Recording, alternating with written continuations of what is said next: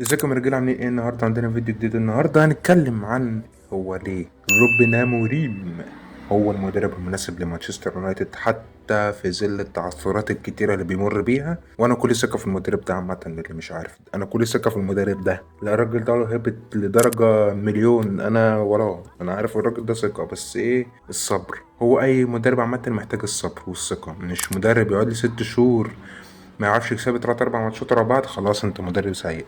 اصل معلش يعني يا جدعان، دي مش مستر ريج ولا بيكام ليجند ولا مدرب الافضل ولا الحاجات دي. ده حياة واقعية، سنين بتقعدها بتبني في شيء حجر حجر، طوبة طوبة، لغاية لما تكتمل البناء ده وتخلي الحجر ده بقى بيت. المهم، يلا بينا نخش في الفيديو.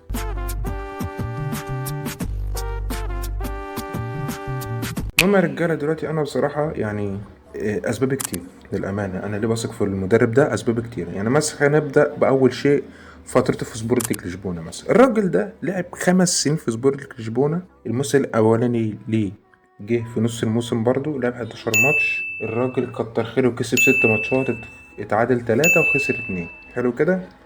فيقوم لعب 5 مواسم، من ضمنهم نص الموسم اللي لعبهم قبل ما يروح مانشستر يونايتد. لعب قد بقى 147 ماتش، كسب 116، اتعادل 19 وخسر 12. يعني انت عاوز ايه تاني؟ معلش، انت عاوز ايه تاني يثبت لك ان المدرب ده كويس؟ هتيجي تقول لي يا اسطى ما الدوري البرتغالي ضعيف برضه، يعني صباح الخير، ولا الدوري البرتغالي بالدوري الانجليزي؟ مش معقوله. اقول لك معلش، اي مدرب يعني اي مدرب يقدر يثبت نفسه في اي حته مبدئيا، واي مدرب مصيره يكبر. فهو قعد 5 سنين في سبورتنج واثبت تكتيكيا وذهنيا وجماليا وكل حاجه. الراجل في سبورتنج لشبونه في خلال ال5 سنين دول كسب 2 دوري، كسب 2 كاس، وكسب 1 سوبر برتغالي. حلو.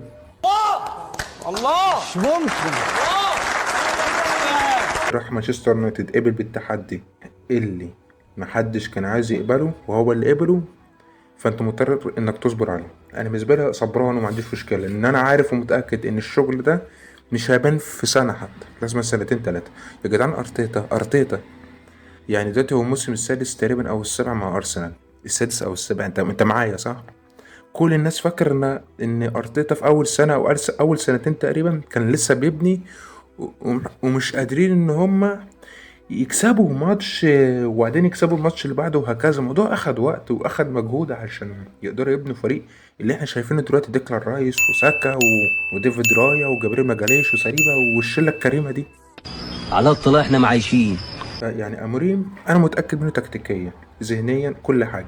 التصرفات النفسيه اللي بيعملها دي، هو تصرفات غريبه، اللي هو مش من تصرفات مدرب، بس الراجل فعليا يعني هو خلصان نفسيا. انت تخيل معايا، انا مثلا قاعد وشغال على حاجه حلو، فانا مثلا في الحاجه دي فشلت مره، عادي اي حد بيفشل. تلاقي حد من وراك بيجي لك بقول لك ايه، هو انت ليه فشلت النهارده؟ فتيجي تقول له والله يعني مستواي وقع النهارده وغصب عني وان شاء الله المره الجايه احسن. فلا، هو مش هيسيبك، هو هيستناك. ممكن يدعي عليك وهو بيصلي ويجي يقول لك بقول لك ايه، وتخسر ماتش برضه غصب عنك. ممكن يكون بسبب اللعيبه، ممكن يكون بسبب اي حد تاني، مش سببك انت، سبب اي حد تاني. يجي يقول لك بقول لك ايه، وانت خسرت الماتش ده.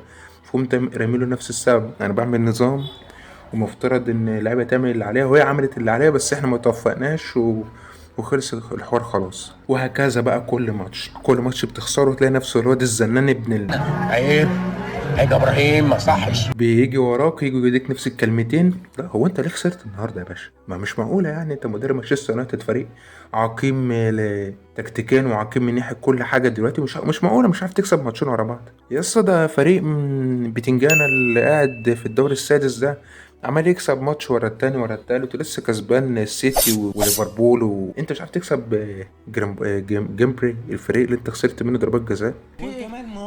ينفع كده يا باشا؟ ينفع؟ مش ده حرام وغلط؟ فاموريم يعني عنده جودة لعيبة زي الزفت. عندك لوك شو، يعني كل عارف لوك شاورما الأسطورة بتاعنا عامل ازاي. حرفيا تحسه ضارب سيخ شاورما قبل ما ينزل من جمال أداء. عندك طبعا التاي بايندير لميز في ماتش ساندرلاند. الراجل لما مسك الكورة من عرضية احنا كنا بنسقف من جمال اللقطة. اللي هو معقولة يا جدعان؟ احنا مانشستر يونايتد عندنا حارس بيعرف يمسك كور؟ معقولة احنا؟ I don't know.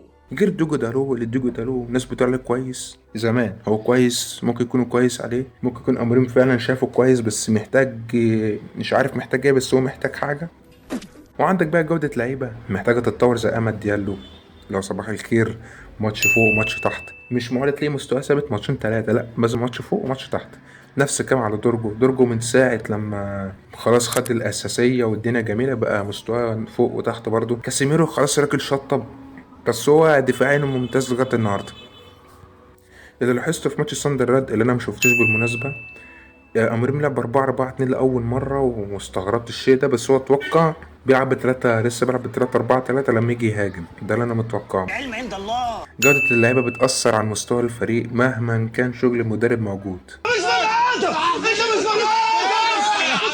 يا جدعان أموريم كان يروح السيتي ومورينيو بيقول عليه مدرب أسطوري، مش أسطوري بس مدرب كويس جدا ويقدر إن هو يبقى خليفة مورينيو عادي، بس السيتي كان عاوزه مكان بيب جوارديولا، فده دليل كافي إن أموريم كويس بس كده. والراجل كويس هجوميا وكويس جدا دفاعيا ويقدر يعمل ارقام محترمه مع اليونايتد، بس الصبر لان انت مستحيل تاخد شغل مدرب في ظرف سنه ولا سنه ونص، حتى انت مش اقل من 3-4 سنين. 3-4 سنين يا جدعان. مش عارف اسمه ايه، عمر براده تقريبا حاطط هدف انه في 2028 اللي هو هيكمل 150 سنه على تاسيس النادي ياخد الدوري. هو هيبقى قابلني لو خد الدوري ساعتها تمام، لان الموضوع يبقى ماشي بسرعه بصراحه، لكن على الاقل هيبقى قوي. ده بالنسبه لي كافي، لازم يبقى قوي قصاد الناس. قوي هيبقى ياخد الدوري، بس اتمنى يبقى قوي بس. ده اللي انا بتمناه. الفريق انا عارف انه هيعملها وعارف انه مريم بالذات هيعملها، بس زي ما قلت هو الصبر، لان انت مش هتصبر على اللي انت عاوزه فانت مستحيل تاخد حاجه في النهايه، لان انت عايز تاخد حاجه دلوقتي فوريه فهي مش هتكمل معاك اصلا والموضوع ينتهي زي ما حصل كتير قبل كده. ده كان فيديو سريع جدا عن وجهه نظري ليه انا بثق في الراجل ده. الراجل ده عمل شغل عالي وانا متاكد ومتيقن ان الراجل ده هو اللي هينقذ مانشستر يونايتد بشكل عام. سبحانك اللهم بحمدك، أشهد أن لا إله إلا أنت، أستغفرك وأتوب إليك. أشوفكم الفيديو الجاي إن شاء الله، والسلام عليكم ورحمة الله وبركاته.